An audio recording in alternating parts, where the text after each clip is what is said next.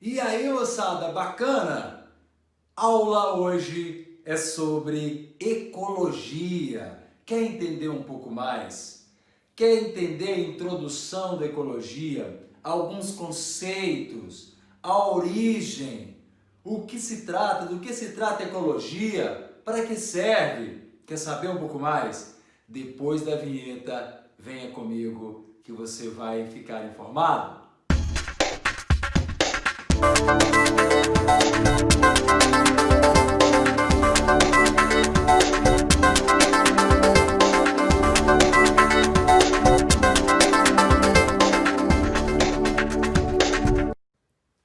Então, amados, olha só, introdução à ecologia. Vamos então falar de alguns conceitos. Por quê? Porque se não tiver esses conceitos, fica um pouco complicado entender mais profundamente esse tema. Veja bem, ecologia vem do grego oikos, que significa casa, logos, de logia, né, que significa estudo.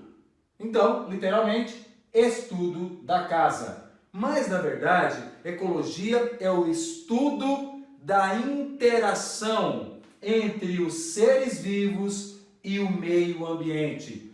A relação com os seres vivos e o meio ambiente, os seres vivos com o meio ambiente, os seres vivos em relação aos seres vivos, o meio ambiente em relação aos seres vivos, as alterações no meio ambiente, tudo isso é função da ecologia. Muito bem, importância aqui, conhecer para entender. Você tem que ter esse princípio. Não tem como.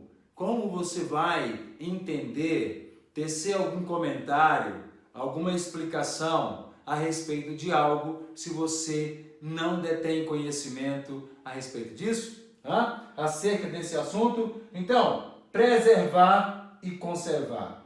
Cara, estudar ecologia não é meramente estudar um ecossistema sem uma finalidade. Não.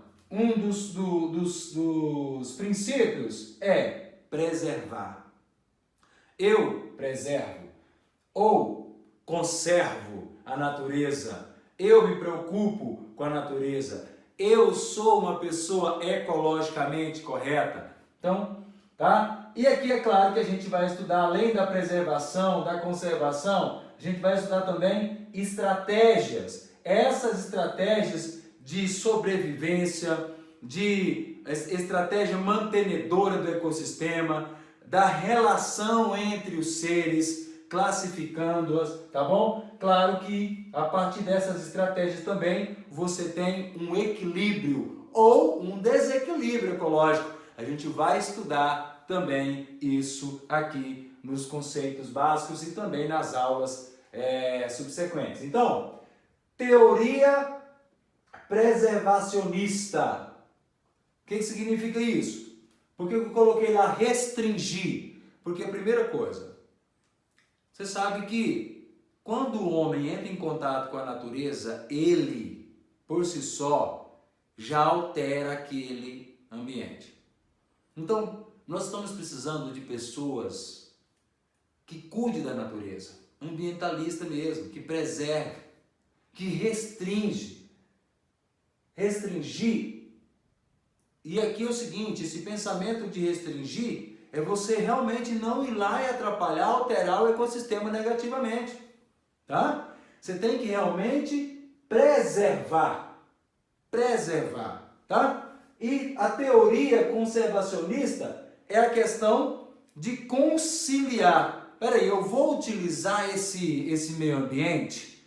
De que forma eu posso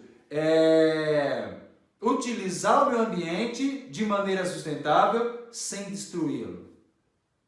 De que forma isso me dá uma sustentabilidade, mas ele permanece preservado, ele permanece conservado? De que maneira eu vou preservar e conservar consciente? Hoje nós estamos falando, por exemplo, de sustentabilidade, educação ambiental. E aí, de que forma que eu vou preservar, de que forma que eu vou conservar eu vou restringir a entrada, a movimentação, o contato com essa reserva, com esse ecossistema, eu vou conciliar de maneira sustentável que as pessoas possam usar o ecossistema, a área de preservação e sem depredar, sem acabar com tudo, tirando dali um proveito que é a sustentabilidade. Eu posso fazer isso? Então, a ecologia nos ajuda com isso, tá? Níveis de organização. É necessário entender isso aqui. Vamos lá comigo. Organismo. O que é um organismo? Vem aqui comigo rapidamente. Vamos passar rapidamente na organização do ser vivo. O ser vivo ele é formado por quê? Por quem? De quê? O ser vivo ele é formado de quê? Começa com os átomos, que nós somos formados de matéria. Matéria formada por quê? Por átomos. Esses átomos se juntam por ligações químicas, afinidades, formam então as moléculas. Essas moléculas por afinidade se juntam e formam então o quê? O que nós chamamos de estruturas celulares. Essas estruturas também se juntam, organelas citoplasmáticas se juntam e formam então a unidade básica do ser vivo, que é a célula. Tá? As células também se juntam e formam os tecidos. Por afinidade, esses tecidos se juntam e formam os órgãos. Esses órgãos também formam por afinidade, se ligam uns aos outros e formam quem? Os sistemas. Esses sistemas juntam e formam o organismo. Então, o organismo nada mais é do que um conjunto de vários sistemas, tá? Circulatório, reprodutor, respiratório, tá? São tantos, né? Não vem aqui ao caso citar todos. Mas vamos lá. População. O que é população? População nada mais é do que um conjunto de seres de mesma espécie. Faz também necessário aqui dar um conceito de espécie. O que significa espécie? Espécie nada mais é do que, olha só, entendemos por espécie quando dois ou mais organismos compartilham um máximo de características comuns e, se tiver cruzamento, deixarão descendentes férteis. Isso é espécie. Bacana? Vamos entender mais um pouquinho aqui? Olha só, então para ser população, tem que ser indivíduos de mesma espécie, num determinado lugar e ao mesmo tempo. É verdade. Então, todos são da mesma espécie? Sim. Estão no mesmo lugar e ao mesmo tempo. Isso é uma população. Bacana? Várias populações. Uma população de aranha, uma população de carrapato, uma população de gatos. Essas populações juntas formam então o quê? Uma comunidade. Uma comunidade. É interessante dizer que a comunidade também ela tem que estar em determinado lugar. Tá ok? Importante lembrar. Vamos entender algo aqui bacana? Veja bem, quando passa uma utilidade pública na televisão, mais ou menos assim, ó, os setores X e Y irão ficar sem água no dia 10, tal assim.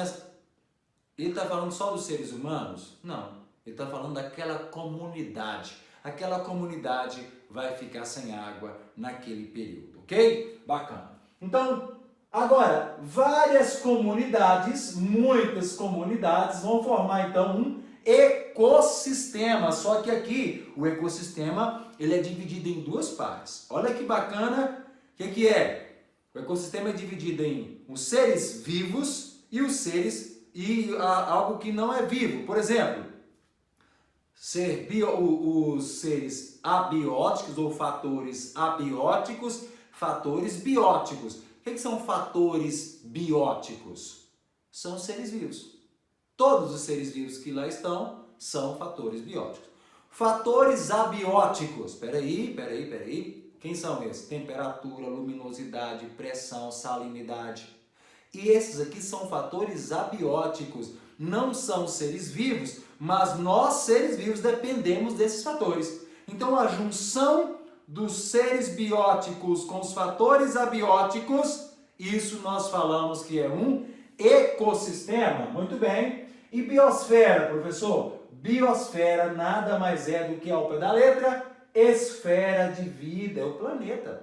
Planeta, tá? A esfera de vida é o planeta Terra, formado por inúmeros ecossistemas. Bacana? Conceitos mais importantes ainda, vamos entender agora esses conceitos. Biocenose ou biota é a mesma coisa que comunidade, mas o termo aí é novo. É um termo novo que de repente você não está sabendo o que é. Então, biota é a mesma coisa que comunidade, tá? Importante. Biótopo. O biótopo, gente, está ligado também à comunidade, tá? A fatores químicos, físicos relacionados ao meio ambiente, tá? E eu coloquei aqui, ó, pluviosidade. Imagina, chuva, calor. Então, isso está ligado ao biótopo, tá? Fatores bióticos é o que é vivo, já até expliquei aqui no ecossistema. Fatores abióticos não é vivo. Quem são eles? Temperatura, pressão, salinidade, luminosidade. Esses são fatores não vivos, mas nós, seres vivos, dependemos deles. Então, o ecossistema é formado por fatores bióticos e fatores abióticos. Bioma, comunidade estável. Comunidade estável, mas nós vamos trabalhar que nós temos vários biomas. Vamos citar o Cerrado, Caatinga, Floresta Amazônica, tá? Campo Limpo, Pampas, isso são biomas, tá? E nós temos os biomas terrestres, taiga, tundra e assim por diante, tá? Habitat, onde vive uma espécie. O local onde ela vive é o habitat. Bacana? O habitat é como se fosse a morada, ela mora lá. Onde é que eu encontro esse bicho? Ali. Então ali é o habitat. Beleza? Vamos lá. Bacana. Nicho ecológico. Nicho ecológico, gente, o nicho ecológico ele é um pouco mais amplo. Além da profissão do bicho, do animal, do ser vivo, envolve também a relação entre ele. Não é só o que ele faz, é como ele faz para sobreviver ali, é como ele vive, a interação dele com aquele ecossistema. Então, por isso que é multifatorial. O nicho ecológico é algo muito amplo, tá? E ecótono, transição de ecossistema. Transição de ecossistema. Isso é interessante. Você sabe que nós temos vários tipos de ecossistemas. Terrestres, aquáticos. Essas transições, mudança de um terrestre para um aquático, aquático para um terrestre, mudança de qualquer parte ou fase da formação de um ecossistema, nós chamamos de ecótono, ok? Bacana, mais um quadro para você ficar entendido sobre ecologia, parte introdução. Dando continuidade aqui, moçada, na nossa aula, vejamos, olha só, então biomassa, na verdade é matéria viva, né? Massa viva dos organismos, tá certo?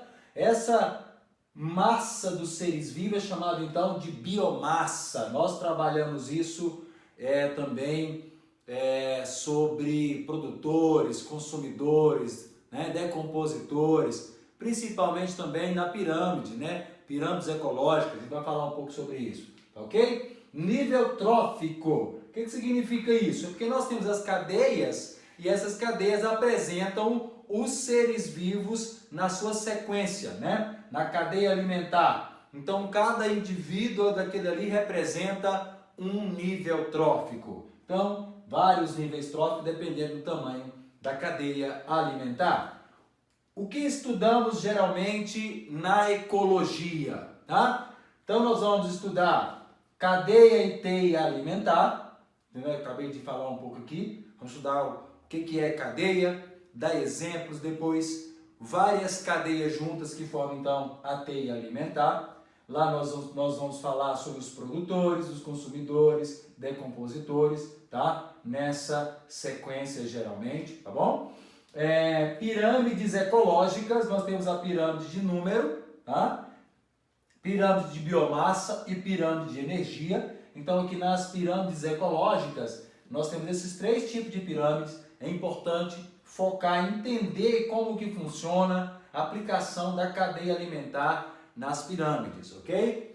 Ok, aqui continuando, ciclos biogeoquímicos. Os ciclos biogeoquímicos são vários, né? Nitrogênio, carbono, oxigênio, fósforo.